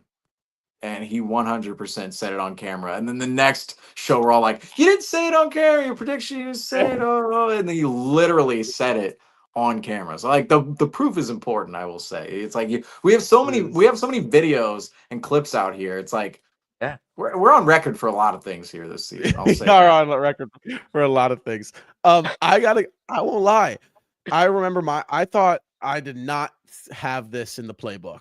Peyton Pritchard, 6th man of the year. I did not. Because we saw Peyton Pritchard with this core last year. I mean, it was the same team. We brought him back, the same rotation, and essentially Pritchard really kind of had a pretty identical role. What I didn't account for was the guys in and out of the lineup and the opportunity Pritchard had to kind of ascend that role. Franco, you nailed it literally to a T in every aspect of Peyton Pritchard. From a defensive standpoint, he has turned into one of the peskiest perimeter guys in the league. From an offensive standpoint, his isolation, I mean, really to a T, you nailed. I mean, I talk about like that's impressive because Peyton Pritchard, 6th man of the year, 14 points per game. And he did exactly, literally, it's kind of creepy, to a T, everything where's the Peyton Pritchard voodoo doll you have? Are you not telling us about this? I'm sitting there like, who's winning 6th man of the year next year? Like we're coming to him like Franco, you're now like now for the rest of your life, Franco, like every year we're gonna go to you like 6th man of the year, who is it? And then after this run we'll be like, he's 1 in 50. He's 1 in 50. Yeah. He hasn't had 1 in 50 years until we have another Jamal Crawford out there. It's like what I regret Pritchard, is not opening up DraftKings. This is not a sponsor, but I don't or FanDuel, whatever betting app, and I wish I placed 25 bucks on that because I bet whatever the opening odds were. Do we have that? Can someone find that for us if you're watching or what were the opening odds on Peyton Pritchard when 6th man of the year? Because they probably could not have been anything over plus 1,000. Well, it's like one of those markets where it's like, did he even have odds before a certain point? Like say like 6th man of the year odds for like, I don't know, who's a player out there, like I don't know, Day'Ron Sharp getting some credit. Well, Day'Ron Sharp, yeah, Day'Ron Sharp. It's like, is he getting any 6th man of the year love out there? Yeah. Like I don't odds like in terms of the odd mark, like what should like who I don't know who's another. It's like I'm trying to dig deep into like every NBA roster. Like I'm like what are the odds for Jaden Hardy 6th man of the year? It's like what are the odds? Are they releasing those kind of things? Like I don't. I know they have initially at the beginning of the season, like okay, you have a couple of guys, but the guys on the bottom end of the roster. But regardless, Peyton Pritchard, this point in time seems a little like it's like, oh, it finally happened. It's like, oh, we knew we were getting there. It felt like the whole season was like a football team driving down the field. It's going to score. It's like the Patriots in 2019 going down the field in overtime in Arrowhead. You're like, oh yeah, baby, they're scoring first. Oh yeah, they're going to score. It's like that was Peyton Pritchard this season with the 6th man of the year. It's like it felt over in December. It felt over in November and December, and we were all kind of sitting there going, hold up, like we still have 4 or 5 months of the season. A lot could change, and I remember a take I gave a long time ago, and it seems like just yesterday, but it was actually 4 months ago now.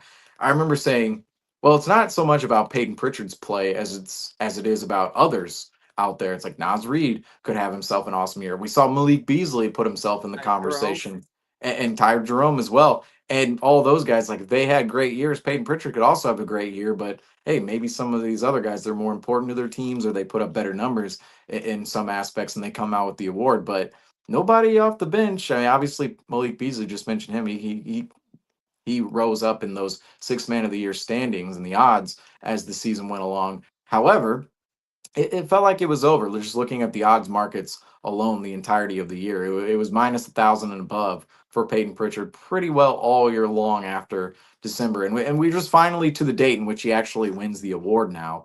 And it just felt like this was inevitable all year long, and yet we're finally here. And now that we're here, we're like, how many more good things can we say about Pritchard? We've literally been talking about him all season long. He's been our player spotlight. I wish I did the tallies for the player spotlights in the regular season, or somebody here did the tallies. We'll do that by the end of the because no, Griffin was excellent earlier. He had all the Celtics Nation Rise MVP tallies, and I'm going, he's going there. He said that on the podcast. I'm going, dang. We know we have a player spotlight count. We haven't counted the votes yet, folks. We haven't counted the votes for player spotlight this year. But Peyton Pritchard, I would say, would you guys say Peyton Pritchard is second in player spotlight this year, probably behind Tatum? I feel like it goes Tatum, Pritchard. Brown, I don't. Porzingis, he didn't play a Okay, lot. but yeah, He rat, Porzingis. he The only thing rat with him, it's like yeah. he played what 40 something games. It's like Porzingis, though. I will say there were stretches of the season where it's like it's the third game in a row, and we're like, Porzingis spotlight again, like third game in a row. And that was fairly late in the season. One of those That moments was like happened, during but the Rockets. it was That was the Rockets stretch. it was no, but we had one. He had two good games against Brooklyn, and they had a good game on the road against, I think, Utah, if I'm not mistaken. Maybe the regular season now is such a blur because it's like that second half of the regular season at the end is like, all right, just get to some of the moments later on in time, which includes this one of Peyton Pritchard winning sixth man of the year. And like I said, we've been talking about him all season long. Just the offensive creation, the confidence, it's his mentality really on the basketball court that makes him such a great player. Every time he goes out there, he wants to play the game of basketball. He wants to contribute. He's a very smart player, and he realizes his skill set and what makes him great as a player. He's quick. He's obviously very small, so he's quick. He's shifty. He uses a lot of that within his game. His ball handling is some of the best in the league. You look at Peyton Pritchard, and you can tell he really works on his ball handling, and his shooting obviously has just gotten better. I keep bringing out the stat. He took 3 more threes this year than he did last year, same amount of twos, and he shot at a higher percentage from the field and a higher percentage from three. That is, I mean, if that is putting yourself, if you're Peyton Pritchard, not only in the sixth man of the year conversation, but most improved player as well. I don't know where Peyton Pritchard, where he would have fell on that range, but you got to consider it for a guy who last season, he was a good bench piece for the Celtics, but he wasn't as crucial as he was this year, particularly in that December, January, February run where the Celtics just didn't have it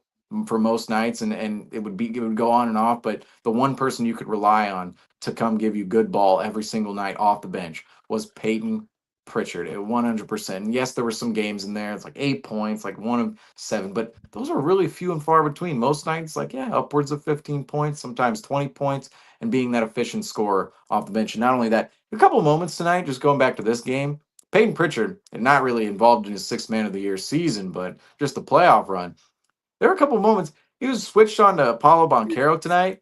The crowd got going a little bit, and Pritchard, he's kind of touching up Banchero and making things tough on him, and it felt like one of those moments where it's like oh, obviously you have this huge mismatch on the floor, but the crowd, they know about it. Pritchard knows about it. Banchero knows about it, and then it just all kind of it centers on one point of the floor, and then you just have that one-on-one matchup. And I believe Banchero actually he missed a couple of shots against Pritchard tonight. And that right there, I mean, that's the epitome of Peyton Pritchard, is that tough physicality and that just no give up mentality. I mean, he's a short player, but he's out there to compete defensively. He's out there to be physical defensively. He's out there to grab rebounds. And then from the offensive end of the floor, he doesn't care that he's 6 foot tall, 6'1". I mean, he's shooting over everybody. The handle is what I just said is some of the best in the NBA, and he knows how to get his open shots, and he knows when his moments are as well. That's very important for a player, is knowing when the moment is to shoot the ball and kind of take over the way Peyton Pritchard does. He has a couple of ISO moments, couple take the ball on your own moments, and they seem to happen during timely occasions during the game. And that's also an IQ thing in basketball, is kind of knowing the rhythm and the flow of the game and when the moment is right to do that. And Peyton Pritchard, not only on the defensive end but offensively this season, I mean, he's just been a revelation for the Celtics team, because when you have a guy making $6.7 million, winning sixth man of the year, and playing as efficiently as Peyton Pritchard is off the bench, it's like, yeah, this Celtics team, I understand they're 3 losses, 3 wins, however you want to look at it, 3 games worse than last year. Going into the playoffs, I don't care about the regular season record. This team should be better. Like, this team, another year of chemistry, another year of cohesion, and Peyton Pritchard, he's the number one cherry on top. He is such a better player to the point where he's winning this award, and also he propelled the Celtics to a myriad of wins this season. And that is just something that a couple of seasons ago we did not foresee. Even, I mean, saw that in that clip. We didn't see it at the beginning of the season, but even a couple of years ago, it's like, are we trading him? What are we doing with Pritchard? Does he have a role here? And that felt like we were talking about that just yesterday. Now Peyton Pritchard is one of the most crucial, valuable players on the Celtics from both a contractual standpoint and an actual physical on the court standpoint for the season. This award for Peyton Pritchard, much deserving. And I'll mention this too. Peyton Pritchard, Malcolm Brogdon, 2 Sixth Man of the Year awards. Yeah, I mean, Franco, you got them both. You got them both. I'll say that. But those two guys, they win 2 of the last 3 Sixth Man of the Year awards. And it's a little strange. 2 of the last 3 Sixth Man of the Year awards go to Celtics players. And somehow, some way, in the last decade, none of them are Marcus Smart. It's like the Derek White and Peyton Pritchard 40-point games. Like, no, it's not Brown and Tatum. It's White and Pritchard. It's like, the Sixth Man of the Year. It's like, oh, Marcus Smart was our 6th man, our guy, our dog off the bench forever. And somehow the Celtics take home the award in the form of Malcolm Brogdon and Peyton Pritchard. Just kind of shows you. Let's say that shows a lot about the Celtics organization and getting talent, not only in that starting group, but just off the bench. I mean, that is so big in the NBA, is the depth and the ability to have those guys off the bench that a coach can go through, especially a young coach like Joe Mazzulla, who, let's face it, he's still young into his Celtics tenure, and these guys just make the job easier for him as the years and the days and the games go along. And that's where the Celtics are right now. They're in this kind of Goldilocks peak moment where everything is going right. Peyton Pritchard, 6th Man of the Year, up 2-0. Jaylen Brown looked fantastic tonight. And let's say Game 3, Jayson Tatum's coming out. He's playing. That wrist meant nothing. And we're back. We're back, folks. We're back again. We're on the pursuit of back-to-back titles. I'm going to quickly nickname myself. I'm the 6th Man whisperer. Okay, all right. I'll say this though. I'll say this. Naz Reid. I was on the Naz Reid train forever. It's like I'll claim, if we all want to claim our 6th Man of the Year awards here. Naz Reid. I want to say I called Bill Walton. I could be wrong though. Might have to start calling Franco Romo. See if you Franco Romo. Okay, I like Franco. See there it is, Franco Romo. I like that. Oh God, I like that. Geez, I don't know about this one, Jim. Here we go, Jim. It's like next year, like Shireman off the bench, like, or Hauser, like Peyton. It's like, I don't know about this one. I don't know about him winning 6th Man of the Year. Yeah, not this one. That's too good. That's too good. All right. Well, the Boston Celtics are going to be back in action Friday night. This Friday, one day's rest. They're back in Orlando for Game 3. I should say back. I should say head out to Orlando for Game 3 of the first round of the Eastern Conference NBA playoffs, guys. Obviously, Boston leading the series 2-0. Will look to take a commanding 3-0 lead over the 7th seeded Orlando Magic. As for tonight, Game 2, the Celtics, they were able to take down the Orlando Magic without Jayson Tatum, 109-100 being the final score. Again, Jaylen Brown with those SeatGeek player spotlight, 36 in the absence of JT.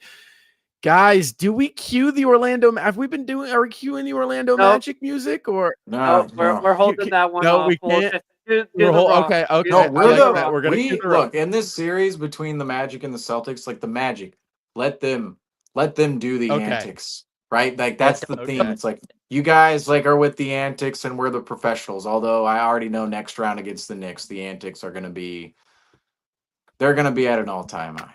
They'll be at an all-time high. So, by the way, I'll say this. Talking about Naz Reid, totally forgot. Naz Reid, the reason Karl Anthony Towns was traded. Will Gobert also be next? We'll see if I can play that clip later. Oh, just saying. Just saying. I was like, let me alley-oop that one for later on in time. Okay, I'm with that, guys. We'll see. Again, thank you so much for watching and joining us tonight. Catch us Friday night, right after the final buzzer sounds, right back here on Celtics Talk Weekly Postgame Show. Until next time, guys, you know the drill. Go Celtics.